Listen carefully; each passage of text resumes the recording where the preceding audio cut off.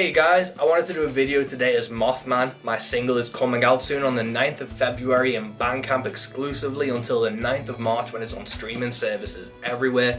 And I wanted to talk about my influences. Now, I wear my influences on my sleeve when it comes to music, but I also have this deep love for B-movies and horror movies and cryptids that it really just fascinates me, and I try and put it into my songwriting. Mothman's gonna be the biggest example of that, obviously, as it's about a cryptid, it's about a legend.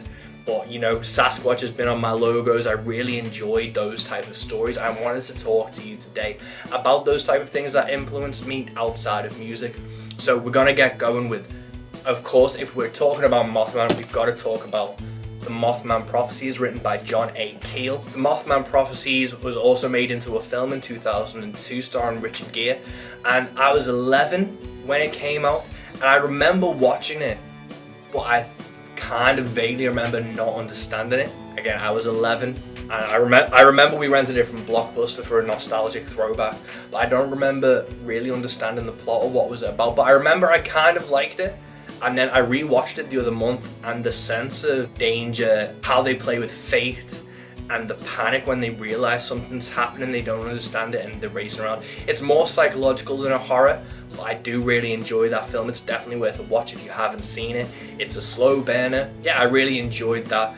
John A. Keel wrote the book. Mothman is obviously from Point Pleasant, West Virginia. They have a Mothman museum there now where they have loads of stuff from the film, as well as stories and accounts from people who witnessed it and all those type of things. It's really interesting to dig into, which leads me to my second influence, which I dug really deep into the last couple of years through a company called Small Town Monsters, who make documentaries about cryptids and about legends in the States.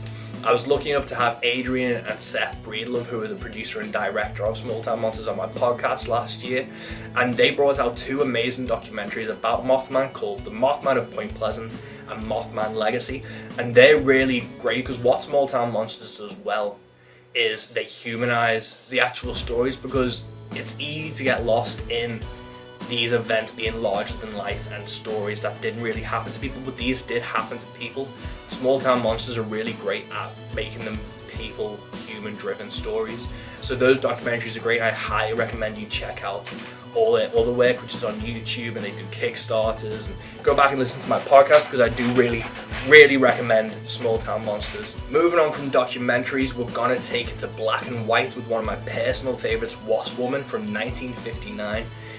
Susan Cabot stars as Janice Starlin, and she's the head of this beauty company, and the sales start to dip when customers realize she's aging. But sales start dipping, and she starts trying to extract this jelly from a queen wasp, like a royal jelly. Obviously they're doing tests, they want human experiments, whatever. She ends up injecting herself, and she turns into a wasp woman and starts murdering people around the building. It's fucking wild, and I really recommend you watch it because it is an enjoyable film. In high school and college, I got really addicted to the horror channel, but not like the late night horror channel where they showed like recent good horror films.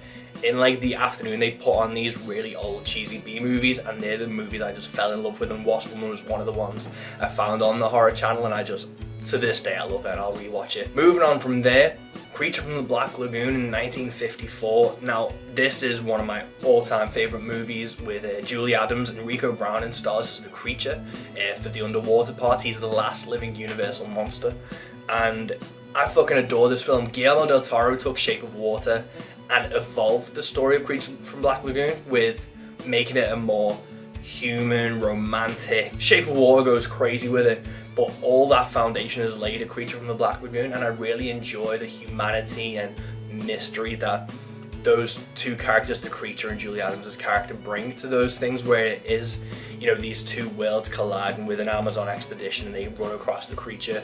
And I just absolutely adore that film. The score's phenomenal, the acting's amazing, and for a 1954 film, it's absolutely incredible, and it holds up, and I really enjoy the Universal Monster films. Going on to Universal Monsters, that is one of my all-time favorites. I'll happily sit there and watch, Dracula, Frankenstein, Bride of Frankenstein, Wolfman, Invisible Man, and Creature from the Black Lagoon till the cows come home. Dracula from 1931 with Bela Lugosi, Edward Van Sloan as Abraham Van Helsing. They're just it's an amazing film, and it's not something that influences me in my songwriting directly, but the look of it, if you look at the Mothman art that Eaten Alive Illustrations did, and you look at the Dracula 1931 poster, I wanted to have that homage and I wanted to have that influence shown, because there's just an aesthetic and a vibe to the Universal Monster films that I think, you know, they're almost 100 years old, these films, and they're still absolutely incredible, and they still have a new audience finding it. And there's a reason to that. There's a vibe and an atmosphere to these films that's just been unparalleled, and I adore them so much, so I always want to try and homage it whenever I can. Going on from the absolutely incredible Universal Monsters, the next era of horror I really enjoy is the Hammer horror years, from like the 50s onwards to the 70s. And one of those films that's influenced me massively, and you'll be able to tell, is The Abominable Snowman from 1957, starring Peter Cushing. And I absolutely adore this film just because when someone is acting in a B movie and like being straight and being serious and taking it with like the respect it deserves, a bit like, you know, Alec Guinness in Star Wars, it's absolutely bonkers, but they're just being the center point of these films. Absolutely adore Peter Cushing slays in this film. I love like the prosthetics and the monsters, and again, with these early horror films, the vibe is what I really love, and that's what I really want to try and get across in my music. So The Abominable Snowman from 1957 is one of my favorite Hammer horror films, especially in terms of this monster B-movie style.